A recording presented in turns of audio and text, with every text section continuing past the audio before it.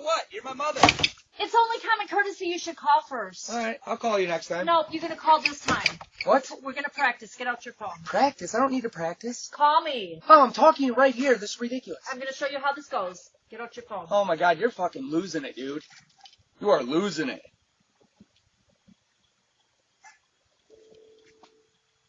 You going to answer? Oh, shh, quiet for just a minute. I have a call.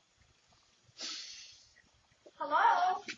Hey, Mom, I was just wondering if I could stop by. Right now is not really a good time. I'll give you a call later. Why are you like this? What the fuck?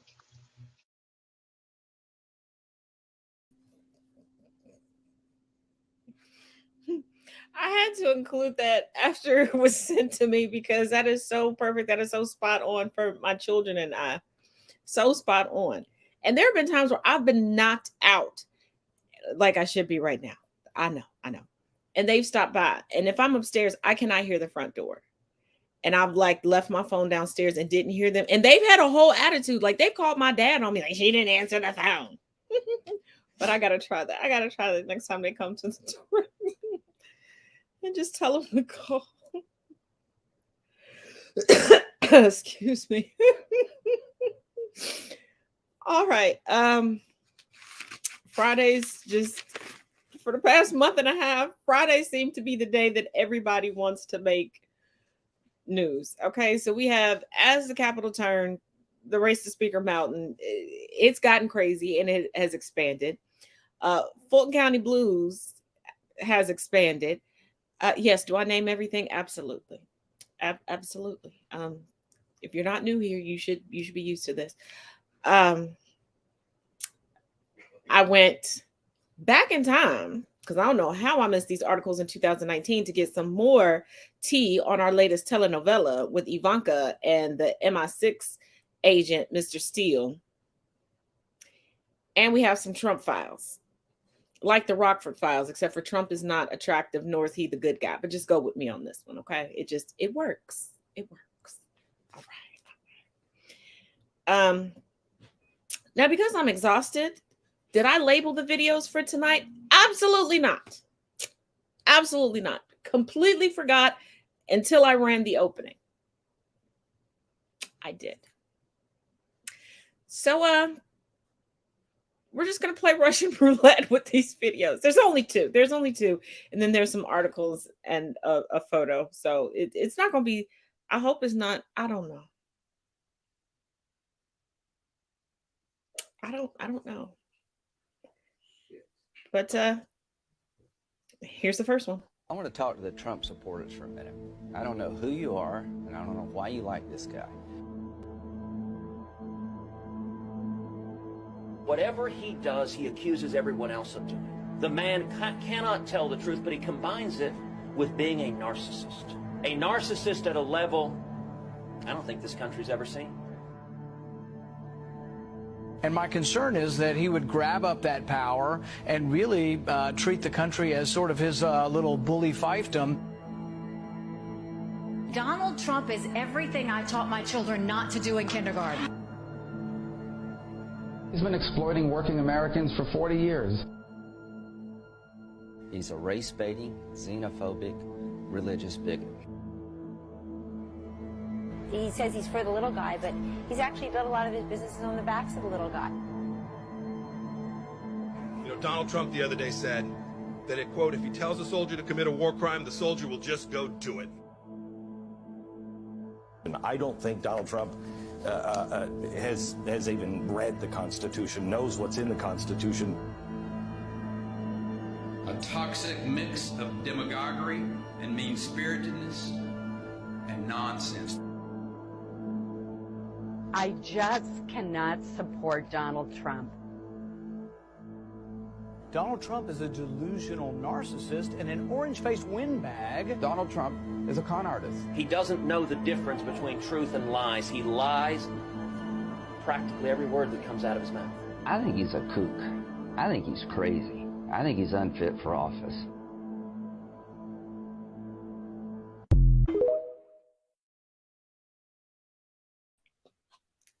Okay. Yeah, of course they all knew. They all knew until they saw the power grab and they saw the plan that Trump had for the political party that Trump inadvertently was creating. Trump didn't set out to create a new political party. And for everybody going, Trump's going to make they're going to break away. They've already broken away. They're the Magadonians. They're the ultra Trumplicans. That's why they're at odds with everyone else. But they all knew. But when you give somebody an opportunity to seize power and money and not have to do any work, come on now. Y'all know that's the end game of capitalism. Get the most money, get the most power, do the least or no work. Look at the UAW strike. You have CEOs who have continuously given themselves raises but couldn't tell you anything that's going on with the day-to-day operations of the company. Telling the workers that they're being greedy. Long gone are the days that people climb the ranks of a company to feel good and have the prestige of being a CEO. No. There was a time you could go to the company functions and the CEOs took pride in being the relatable CEO because they love to be introduced as a CEO. Yeah, this is Bethany, the CEO. This is no. No, they want to get somebody else to do it, but they want the big paycheck. And that's what Trump brought to politics. Because look at where we are with the speakership right now. You have people who are telling their constituency to be anti-government while they're fighting to still be in government and have power. You have people telling their constituency to be okay with how things are. Blame everybody else that you're broke, but make sure I never go broke.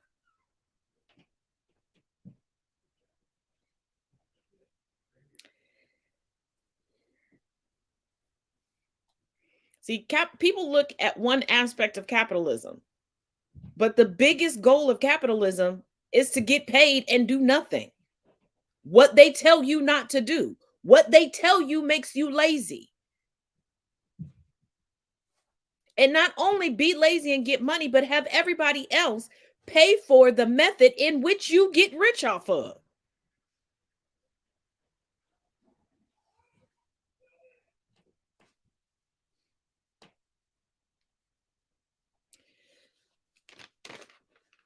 And speaking of politics, if you thought the race to Speaker Mountain was over, it's not. It's not. Okay, I took a nap and I woke up. And I'm talking like a toddler-esque nap, like preschool nap. It didn't last very long. So we'll see how well my brain shuts down after this or during this. Who knows? Okay, it's Russian roulette night. It's Freeform Friday. Anything goes. So now, running for the speakership.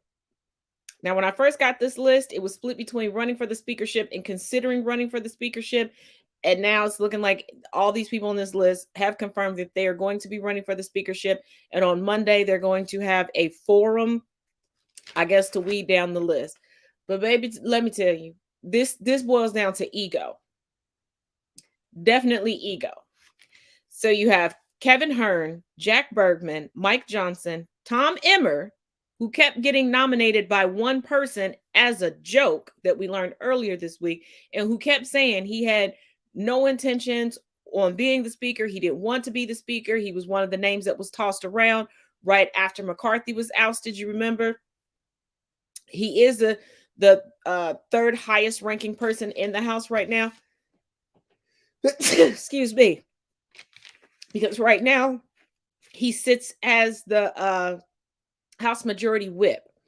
Byron Donald.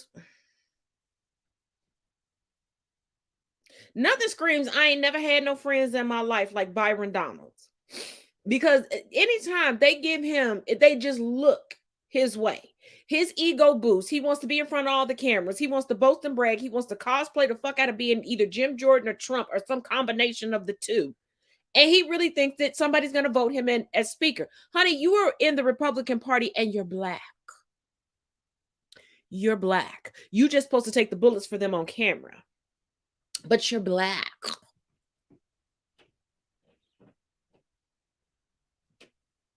Use the Negro.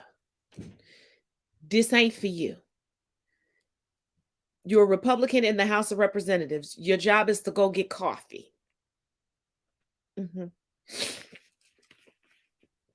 That's why we all know what you look like. It's so few of y'all for the Republican Party on Capitol Hill that we know what you look like. If you go missing, we all could give a description. Jody Arrington, Roger Williams, Pete Sessions, Austin Scott, and Dan Messer.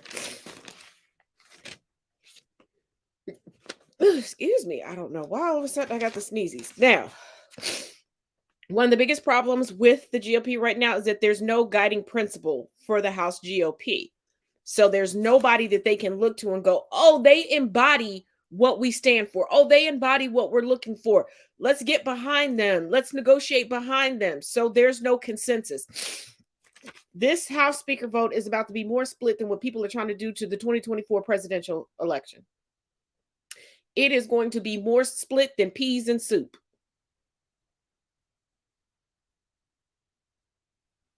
This is about to be more split than a 1,000-piece puzzle in the midst of a kindergarten class.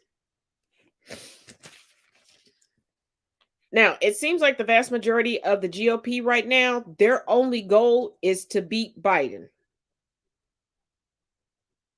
I didn't know this was the Pop Warner League. I did not know that this was the Little League of Baseball.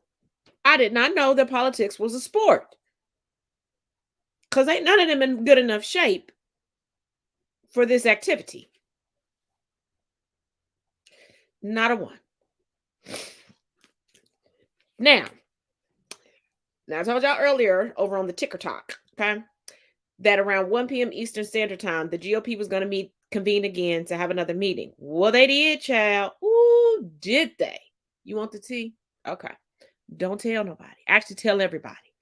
Tell everybody. Because remember, McCarthy petty ass that had been laughing at Jordan all week decided to be the one to give the nomination speech to Jordan today. So I was like, something is up, something is up, something is up. Then Jordan made history for being tied to have the least amount of votes for a majority party nominee.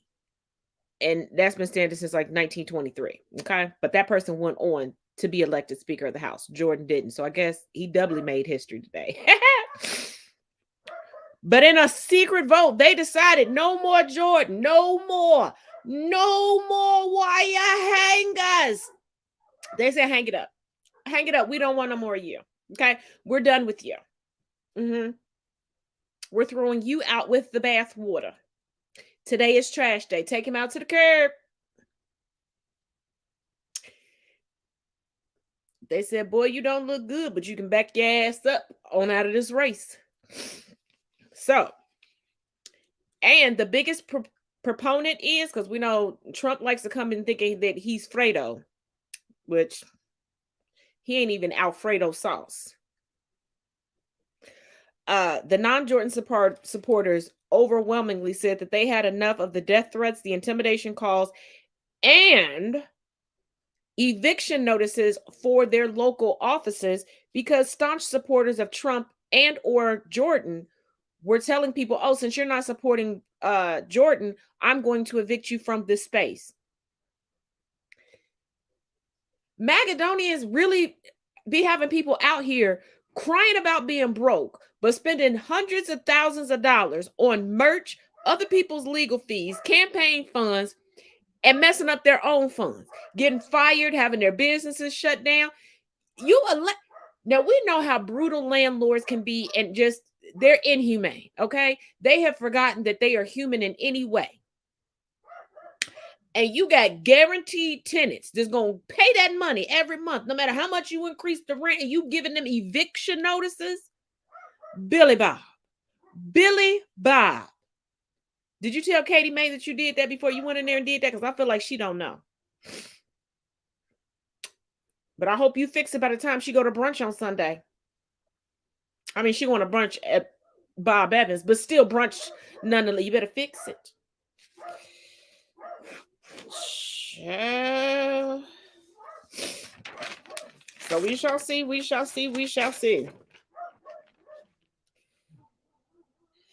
And oh, I know what this next video is. I can see from the little box. Before we get to Fulton County Blues, take a look at this.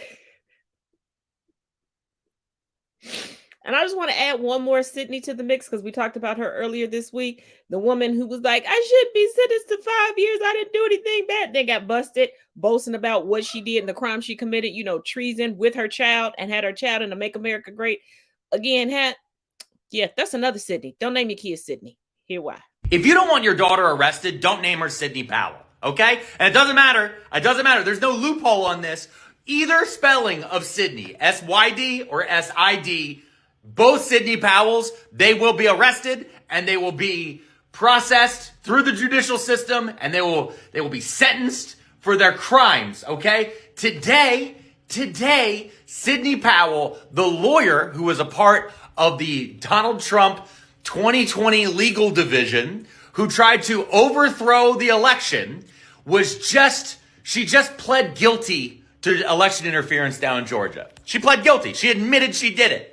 She sat on every TV show, podcast, AM radio station, whatever that was possible, Twitter, everything. And she screamed that the 2020 election was being stolen by algorithms run by dead Venezuelan dictator Hugo Chavez that were being beamed out of Italian satellites. That's what she claimed. She claimed this repeatedly. She raised a lot of money claiming this.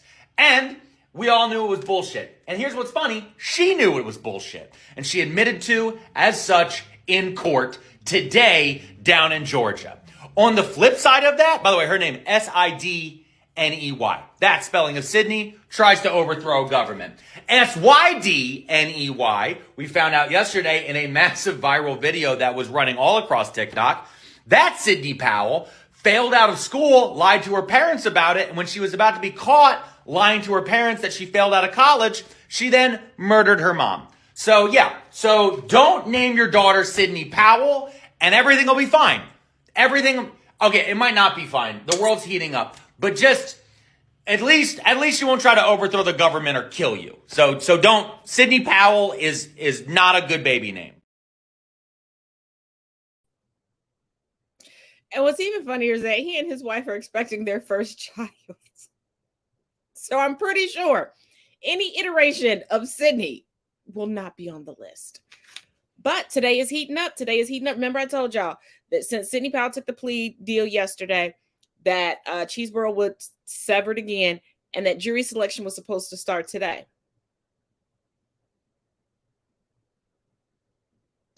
Imagine my shock and awe as I was sitting here waiting for them to go through the jurors. And 62-year-old Cheeseboro took a plea. Now, for anybody who's new, I always point out their age because I'm tired of Macedonians trying to play the, I didn't know, I'm new to this. Everybody's old as hell. Everybody has been living life and adulting for a while. Everybody been voting, working jobs. They know right from wrong. This is not fresh out of high school, fresh out of college. They old as hell. Okay, they done escaped Shady Pines. All right. They done escaped the villages down in Florida. Now, here are the terms of his plea agreement. He pled guilty to filing false documents, which is a felony. Keep in mind, he is the first one thus far to have a felony charged against him in the plea, regarding a plea. Okay. He has to pay $5,000 restitution. He has to complete 100 hours of community service. He must write a letter of apology to Georgia while in court. He did, his response said he already wrote it. So looks like, I guess he just had this on ice. Like, well, if Sydney don't take the plea, I guess we'll go through with the court case. But she took the plea. Here go my letter. He must provide recorded testimony, as they've all done. He also must provide any outstanding evidence. It has to be turned over. Emails, text messages, phone records, anything that he may have hidden or he thought that he could use in his defense. So there's more that they must have talked about when they were recording his testimony. Just like everyone else, he cannot have contact with witnesses, co-defendants, or the media until all of this is wrapped up. And you must remember that he was the center of the fake elector scheme. And just like Sidney Powell, his testimony can be used against him in the Department of Justice case. And just like Sidney Powell, he had previously filed for dismissals. Now, Chesborough is the same one that had that boisterous, over-the-top attorney that I told you I think he was more auditioning to try to get on Trump's team. And baby, that attorney looked more defeated and disheveled than Chesborough. Chesborough looked relieved. He looked relieved, like, look, all I got to do is come and testify and just tell on him. Oh, I'll tell on him. You got all that paperwork sent in for me? I signed that, right? That's the right one. The attorney was like, yes. Yeah, that man was ready to put on a show. Because remember, he said that there was no evidence. He was puffing his chest out, posturing and everything. And,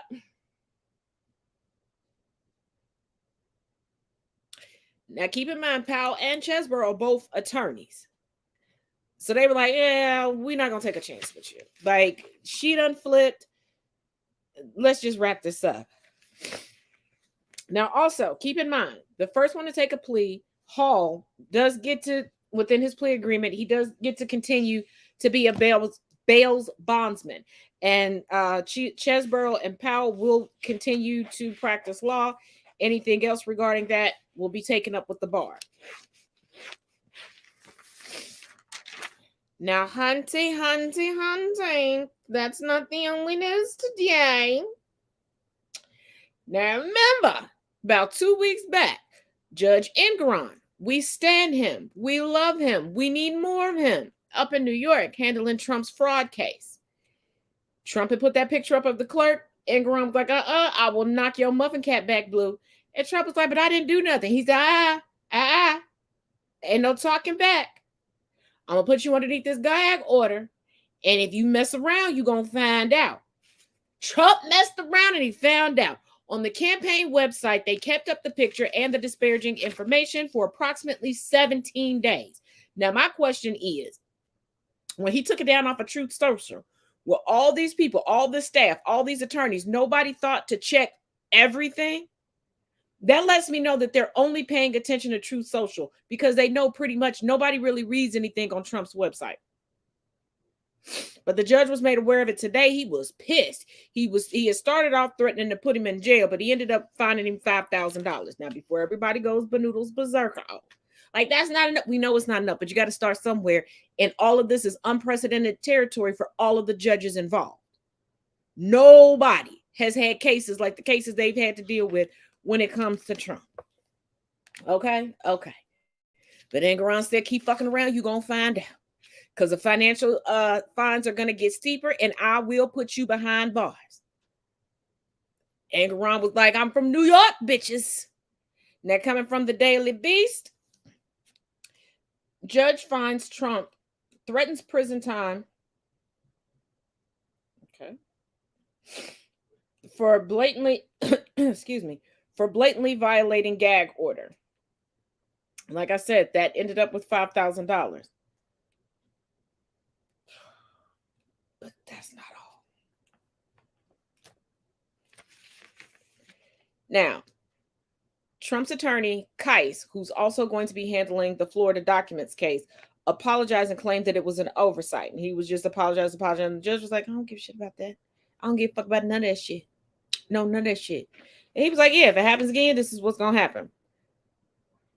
But in the documents case in front of Judge Chutkan,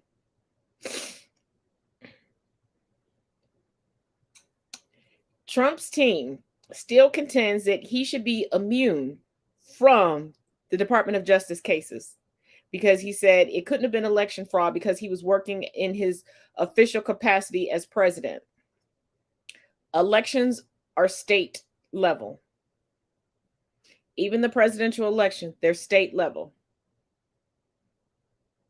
They are not under the guise of the federal government until it gets to the electoral colleges, and then those votes are handed off to the House. To Congress. But Jack Smith responded with, and I quote, that this is particularly inappropriate where, as here, the former president is alleged to have engaged in criminal conduct aimed at overturning the results of a presidential election in order to remain in office.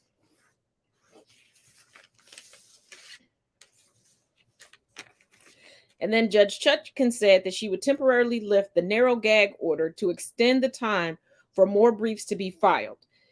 This will be lifted as Chutkan considers Trump's request for a longer stay on certain things. Now, the opposition to the bid for the lift of the gag order must be filed by Wednesday of next week, October 25th.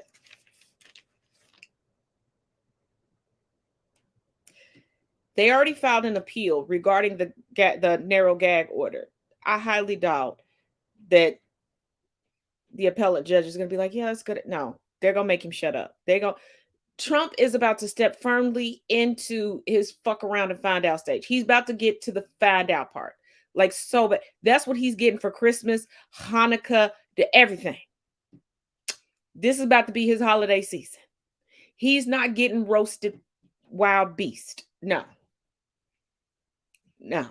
He's about to get humble pie with a side of humble shake and some humble fries. Probably have to cook it well done and drown it in ketchup, but that's what he's getting. Now, regarding Chesebro's plea in Fulton County, his Trump's legal attorney sat out down there.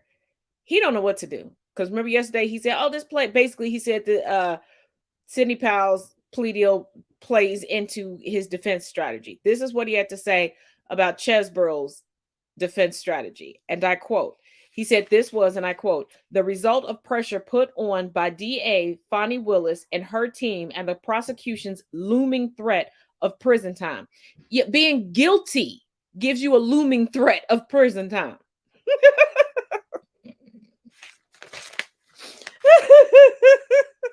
About put on pressure. Being indicted is pressure.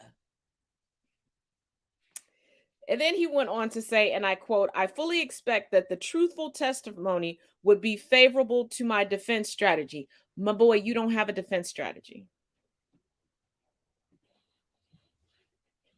And you're quaking in your boots. You were hoping that this trial would happen so you could take notes on all of the evidence that they have and see what Chesebro and Powell had to say. And right now, the only reason you're sticking towards that truthful testimony and that being a part of your strategy is because you and Trump think that Chesebro and especially Powell are going to continue to be cuckoo and lie to get your boy off the hook. They don't want to go to prison. They are attorneys. They don't want to go to prison. They want no parts of it. Now, how many clients they will have after this, who knows? We don't even know if the bar is going to let them continue to practice. Who knows? But they not, Now, would Rudy Giuliani probably get on and lie and go to prison and be somebody's boyfriend? And baby, listen, he already trying to be Trump's 57th wife. But y'all, now, remember when DeSantis down in Florida started all of this don't say gay shenanigans? He didn't start it. Just like anything else. He didn't start the fire. He just threw gasoline on it and took credit for it. True colonizer shit. True colonizer shit. His great grandmama, she gotta be haunting him every day. That's probably why he's so into the book of sugar. Allegedly into the book of sugar. Well, the lawmaker that was actually behind it, I love this for him. Coming from Politico, ex-Florida GOP lawmaker who sponsored so-called Don't Say Gay bill sentenced to prison. It's like Christmas early, mixed with the birthday party. A federal judge on Thursday sentenced to prison a former Florida state legislator who catapulted a national who catapulted to national attention for being the sponsor of a bill barring classroom instruction about sexual orientation and gender identity that was called by its critics the Don't Say Gay bill. Former Representative Joe Harding of Williston, who pled guilty in March to 1 count each of wire fraud, money laundering, and making false statements as a part of a scheme to fraudulently obtain $150,000 in federal COVID-19 relief loans, was sentenced to 4 months in prison. You know what? The Republicans all look alike, all sound alike, all commit the same crimes. All he's missing is some pedophilia and a mistress.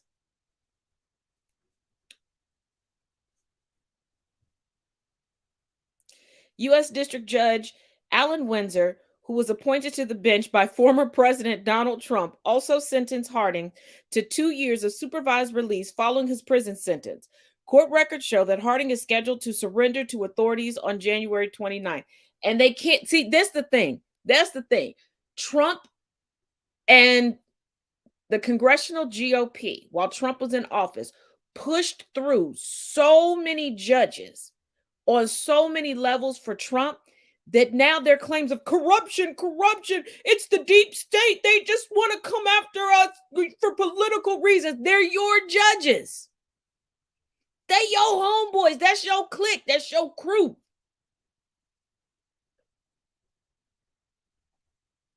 That's your crew. Instead of you screaming, lock her up, maybe you should have picked better. Isn't that what the men tell us, ladies? We should have picked. Trump and the GOP should have picked better.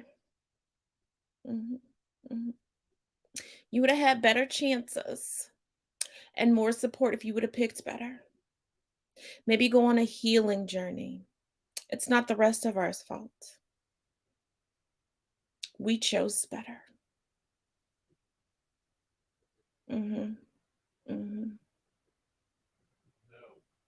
We learned from Starfire Buttercup, but you know her.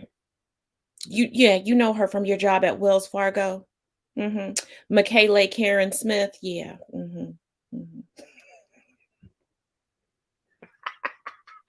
I ain't got no good sense. Okay, I need to figure out how to keep this nose ring together.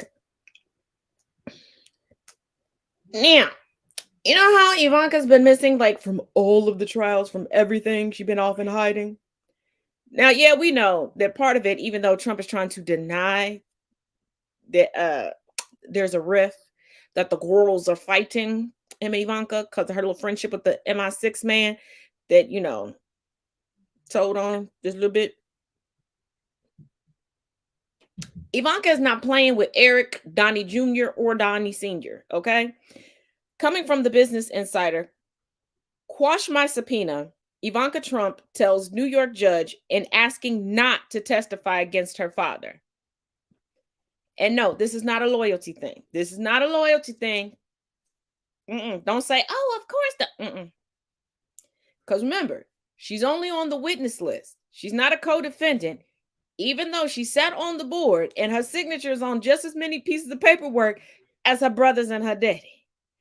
Girlfriend got secrets in the closet, okay? Them skeletons, well, she thinks she well dressed. They all think they well dressed because they think if you spend a lot of money on something, it's gonna make you look good. That's not how that works. But here's the key points. Ivanka Trump has been subpoenaed to testify in her dad's ongoing civil fraud trial in New York. She is fighting the subpoena, arguing through her lawyers that it's overly broad. Well, y'all did some overly broad shit. And evidently you talked about some overly broad shit to be on both witness lists. But okay. She would be asked about hundreds of millions in loans that New York alleges she negotiated via fraud. Let me repeat that. Let me run that back. She would be asked about hundreds of millions in loans that New York alleges she negotiated via fraud. Once again, why is she not on trial with the rest of them?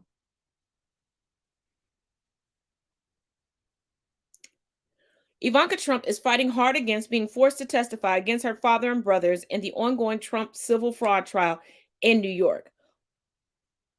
Yeah, because she's finally going to have to tell why she is not sitting at the table with them.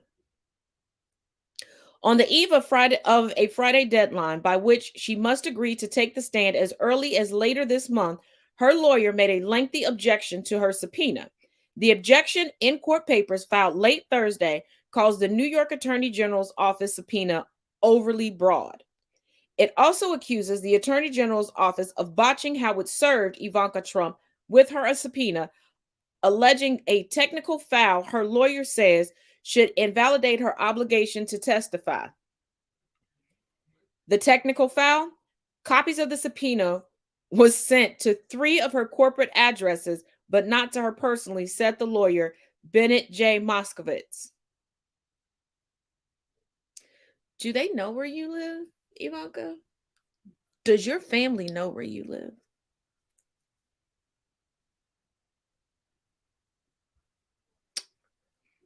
And you can get served a subpoena anywhere. Long as you get served like a hot and ready pizza, it doesn't matter. But that's what we're doing now? Girl, I know that you converted to Judaism. Okay, I understand that when you married little Jared. Okay. He is not the best poster child for the Jewish community. He really isn't. Okay. He looked at all of the stereotypes regarding the Jewish community, and he looked at his dad, and him and his dad locked eyes, and then he looked at his mom and they told her to hold their beards. Like, that's not a good look. It's not. So I know you don't celebrate Christmas anymore, but y'all probably gonna get together for Thanksgiving and talk about how thankful you are that so many people are stupid, and that's how y'all are able to have money. You're gonna have to tell them something. Plus, your brother's Lord Trump, she been drinking the Kool-Aid so much. I think y'all just inject it straight into her veins at this point, or maybe you sprinkle it into her booger sugar. I don't know. I don't know how that goes. Okay. Incestuous wealthy people, really not my forte. Okay, not my area of expertise. But Miss Guilfoyle, Miss former reporter Guilfoyle, Miss I want to be in the family, but I want to have the respect that you have, Ivanka. She gonna want some answers, especially since she has not married your brother yet. And they might be losing some property that she has been laying her head in because of the LLCs needing to be dissolved because of the fraud, and you not losing any properties or any money hunty. You got to tell them why, how, and why you aren't sitting at the table with them.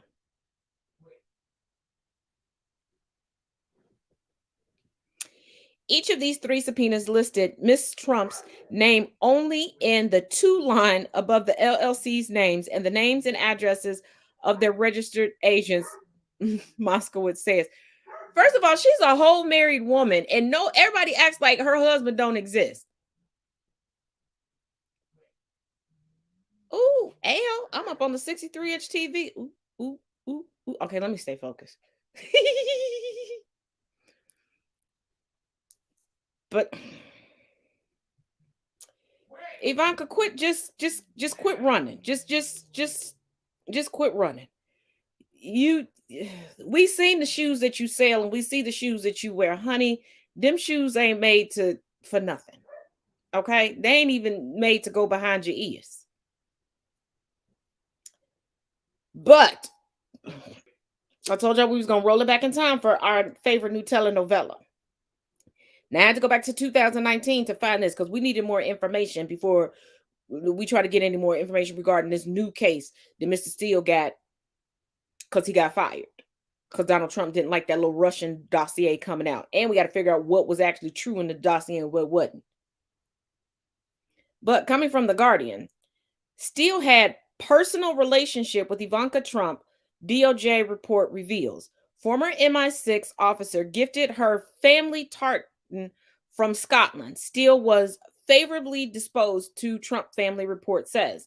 The former MI6 officer, Christopher Steele, had a personal relationship with Ivanka Trump and gifted her a family tartan from Scotland as a present, the long-awaited report by U.S. Department of Justice Inspector General Michael Horowitz revealed on Monday. Is everybody's last name going to end in Witz tonight?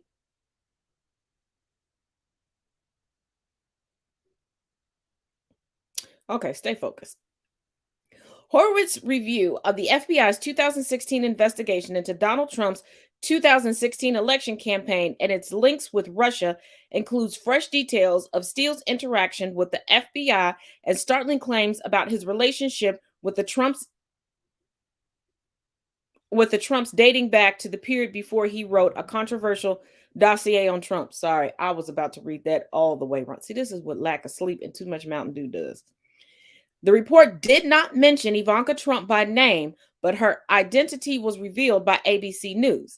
The report said that contrary to what Donald Trump has claimed on Twitter, Steele was actually favorably disposed to the Trump family.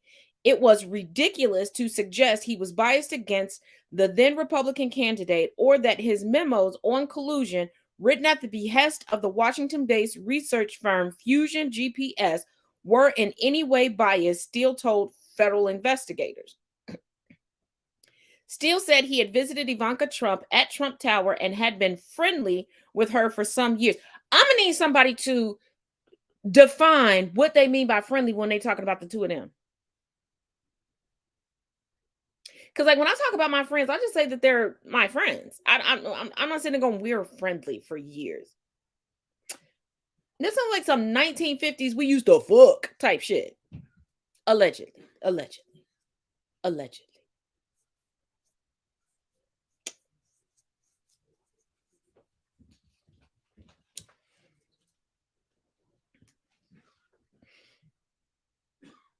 Can I help you?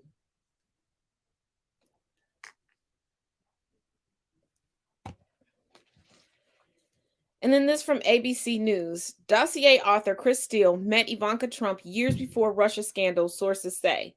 Nearly a decade before the 2016 presidential campaign, Donald Trump's daughter, Ivanka, met a British intelligence officer who ran the Russia desk. And when the agent left his covert service and moved into private practice in 2010, she stayed in touch, ABC News has learned. I've stumbled into some friendships. The only way I've ever been in a relationship is stumbling into it. But I ain't never stumbled across an official for a whole nother country. And then said official ends up investigating my daddy and knows exactly where to go and when to go.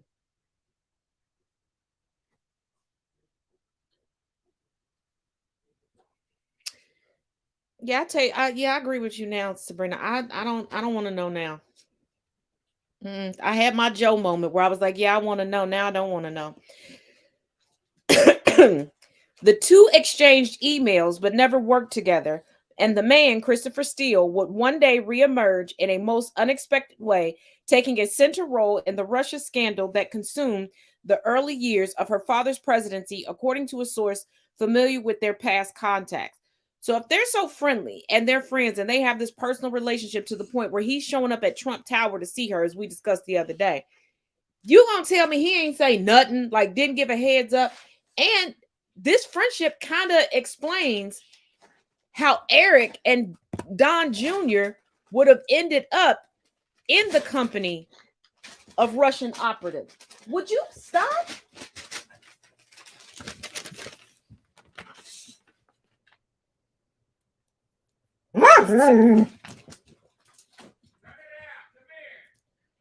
So I don't know. But I'm going to still be looking for more. Now, if you all can't tell,